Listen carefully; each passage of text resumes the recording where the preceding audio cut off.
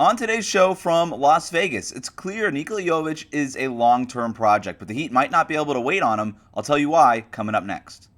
You are Locked On Heat, your daily Miami Heat podcast. Part of the Locked On Podcast Network, your team every day.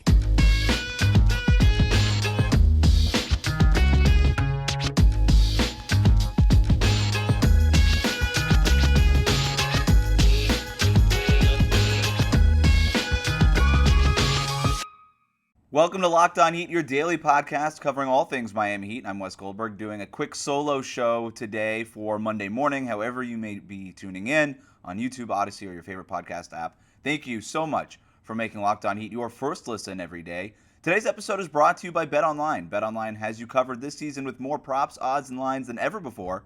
BetOnline, where the game starts. All right, recording this from a hotel in Las Vegas, and I've got some thoughts on the Heat Summer League guys that we'll get to here in a minute, but really this whole thing is about Nikola Jovic. Everything in Summer League is about Jovic. We saw him on Saturday against the Celtics, played 14 minutes, didn't score, took just one field goal attempt, did have 4 rebounds, had an assist, but it's clear at this point from the one Summer League game and even the California Classic, and look, you don't want to make huge conclusions based on a small sample size, but we knew this already about Jovic coming in. And I think with Summer League, you can kind of have whatever opinions you have about a player more solidified. Like, I don't think anybody's going to change their opinion about a player based on what they've seen in Summer League, but I think you can just be more assured in whatever it is that your stance was on a player based on what you've seen in Summer League. And based on what we saw in San Francisco and what we just saw with one game in Las Vegas, it's clear that he's a project. But look, that's okay. This is what we knew about Jovic coming in. He's raw, and he's going to need time. And this was, like we said on the podcast after they took Jovic, a long-term play, and a play that I like that the Heat are doing. But it's going to be unfair to him if the Heat need him to not be a project, okay? Because based on the way things are going, they're going to need him to fill some minutes. There is no power forward on the roster. And I know that Jovic, I've asked him about this. I asked him, do you think, what position do you think you play? And he said that he's positionless. And I'm like, all right, cool, dude. That's great. This isn't a draft interview, though. Like, at the end of the day, you do have to play a position. And based on everything about him and the fact that they don't have a power forward, a starting power forward on the roster, there are going to be minutes at that spot for him at power forward this season, okay? Now,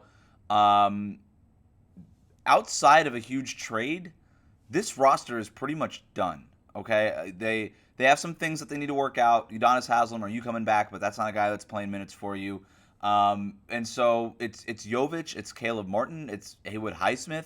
These are sort of the options that we're talking about at power forward, and I got a few more on that here in a second. But Jovic did have his moments in Summer League, but it's clear he's a ways away. He allows a bunch of backdoor cuts. He looks lost on defense, especially in the middle of the floor. He doesn't really want to see contact a whole lot, and defensively that can be an issue. And on offense, he's still trying to find his spots. Again, you kind of want your first-round pick to be able to be a little bit more forceful on offense. And the fact that he took just one field goal attempt the entire Boston game, that the Heat won going away thanks to some other contributions, but you'd like your first-round pick, who's supposed to be this offensive guy, who we think it's going to take him a while to come along defensively, but you're supposed to be an offensive guy who's able to hit shots. And look, we've seen step backs and some stuff that we like here and there, but just one field goal attempt the entire game and going scoreless in your first Summer League game, it's just not a great look. And when, you know, I sat basically courtside watching the game because it was in the smaller court in the two courts that they have in Las Vegas. You have the one big one that's like the UNLV arena, and then the other one that's basically the practice floor where you just kind of put some bleachers together like it's high school. And you actually get to see way more in the smaller gym, even though the primetime games go in the bigger gym. But they had the smaller game against the Celtics, their game against the Celtics in the smaller gym, and I was basically courtside, and I got to see everything. And I didn't like how passive he looked, and I think he was being passive out of a way of just didn't want to shoot or whatever. I just think he looked kind of lost, and when you look lost, it's hard to find your shots. And I don't really know that he was able to get to the spots that he likes to get to. So none of this is a problem. This isn't like a thing this isn't like an anti-Jovic thing. It just means to say that as we expected, he's got a ways to go. And it's okay. It's a long-term play. This is what the Heat drafted him for. I also don't know that when the Heat drafted him, they thought that PJ Tucker was definitely walking away, or that they wouldn't be able to get one of these Otto Porter, kind of guys in free agency to backfill his spot. So what do? All right. They re-signed Caleb Martin. They used the mid-level exception, a portion of it, to re-sign him, not get the hard cap, all that kind of stuff. Look at the roster. Caleb's going to be starting at one of these forward spots. It's going to be him and Jimmy Butler. They are really small, okay? And I don't know what the other option is. We'll get to a couple of them in a minute. But when it comes down to it, they trust Caleb Martin. He got minutes in the playoffs, and he's the best player that's an actual forward option for them. But they are going to be so small. And look, we have seen small forwards play power forward. You know what I mean? Like smaller guys play power forward in the NBA.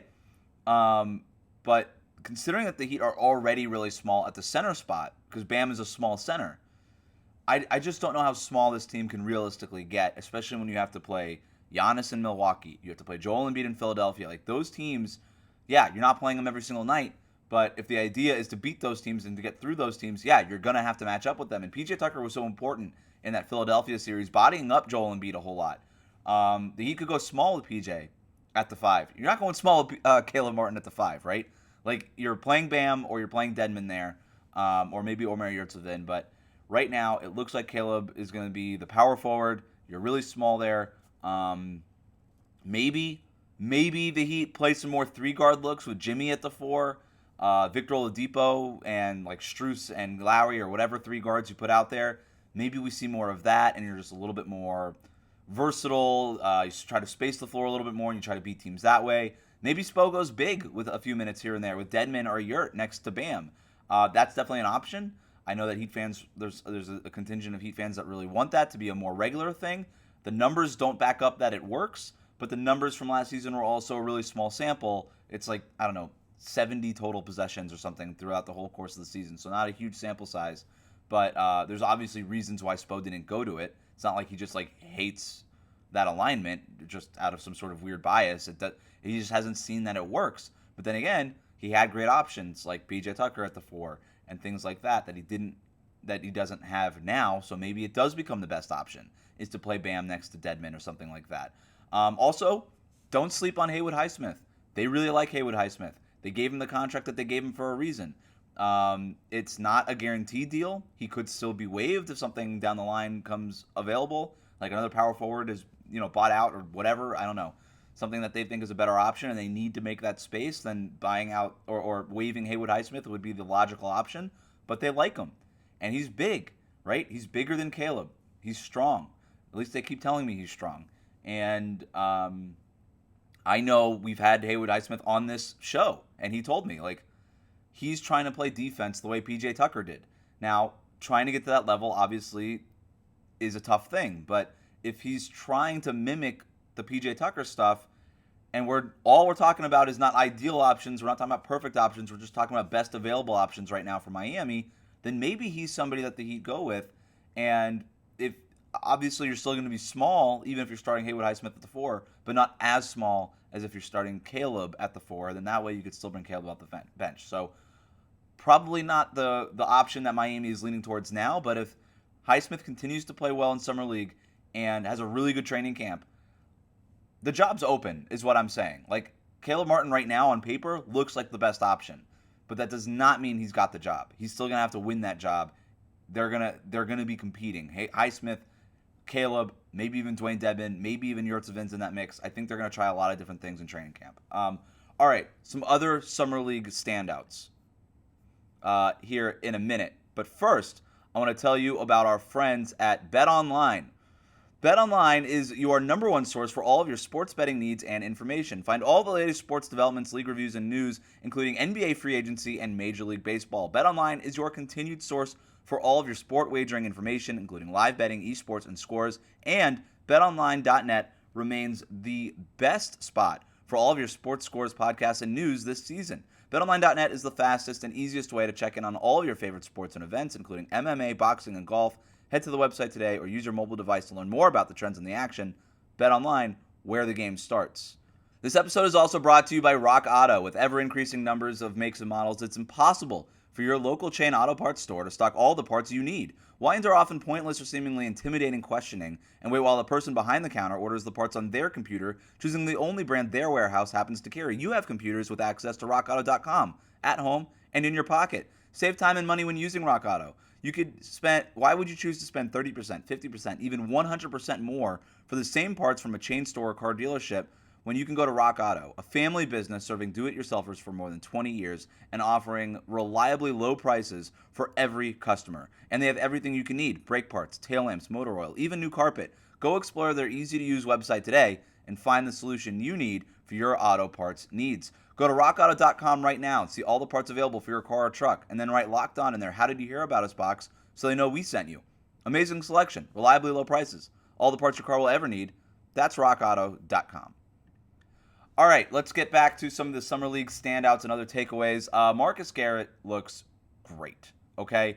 This is a guy, if you're not caught up on his whole story, was on a two-way contract with the Heat to begin last season, had to get wrist surgery in January, and because the Heat actually really do use their two-way guys quite a bit, they felt like they couldn't occupy that spot with him anymore, so they waived Marcus Garrett and then backfilled it with Javonte Smart. They obviously moved Caleb Martin from the two-way up to the regular roster and all that kind of stuff, but they kept Garrett around the entire season. He worked out at FTX. He worked out with the team. He rehabbed in Miami the entire time. And so he was very much still kind of around the organization during his rehab stint, even after he got waived. And obviously when they brought him back onto the Summer League thing, that was expected. He expected it. He never really looked elsewhere. He wanted to continue what he had going with Miami. Defensive specialist right now, okay? He's really strong. He's really quick. He's really athletic. He's kind of a zero on offense, even though he could attack a closeout and dunk and things like that. Offensively, he's just not bringing a whole lot to the table. But if he can be almost elite defensively, then he's got a chance of carving out a role in the NBA. But I think right now, him and probably Michael Mulder are your two guys with the inside track of getting the two-way contracts for Miami. The other guy who's turned heads for Miami at Summer League is Bouye, the point guard, small guy out of University of San Francisco. He's been really impressive. I love his shot making. I love his confidence. He has a ton of experience being the lead shot creator at a college program that was really good this last year, and he was a big part of that. I just wonder, okay, small guard, NBA, how does that translate? Defensive issues are always going to be there, and are you going to have the ball in your hands this way all the time? No, you're not, especially if you're playing on a team with Jimmy Butler and Bam Adebayo and Kyle Lowry, other guys who are really good with the ball in their hands. So I think he kind of is projecting. I really like him. I like his game, but he's more of like he's going to go to Sioux Falls for a couple of years and try to work it out and try to get a little bit better defensively, get stronger, and then there's some playmaking stuff that he needs to get better at. He's not like the best at kicking out. He kind of hunts for his own shot a little too much. Some just decision stuff that he needs to work on, but part and parcel for young point guards getting into the NBA. So I do think that right now, inside track on the two-way contracts is Marcus Garrett and Michael Mulder. But, that can change. Maybe there's a trade for Miami. Maybe something happens where they promote Mulder to the 15-man roster. We'll see. But right now, this kind of looks like the roster, right? Unless there's a huge trade, obviously, we could throw the Kevin Durant's and the Donovan Mitchells and all that kind of stuff out there. Barring that major shakeup type of deal happening where a bunch of players get sent out, this is the roster, okay? With Udonis Haslem, you got 14 guys. They're just right under the luxury tax right now, so they're probably not going to add a 15th player at this point. And so this is kind of it. And that's why I could just keep coming back to this. We're talking about two-way contracts and stuff like this, like finishing touches on a roster that doesn't really feel complete. But this is probably what it's going to be. And it just means that the guys that I just talked about, including Nikola Jovic, they're going to have to step up. That'll do it for today's episode of Locked On Heat. Thanks so much for tuning in. David will be back on the show tomorrow. We're going to have more takeaways from our time in Las Vegas, more observations of what we had. Look forward to the rest of this week for other interviews from Las Vegas that we have.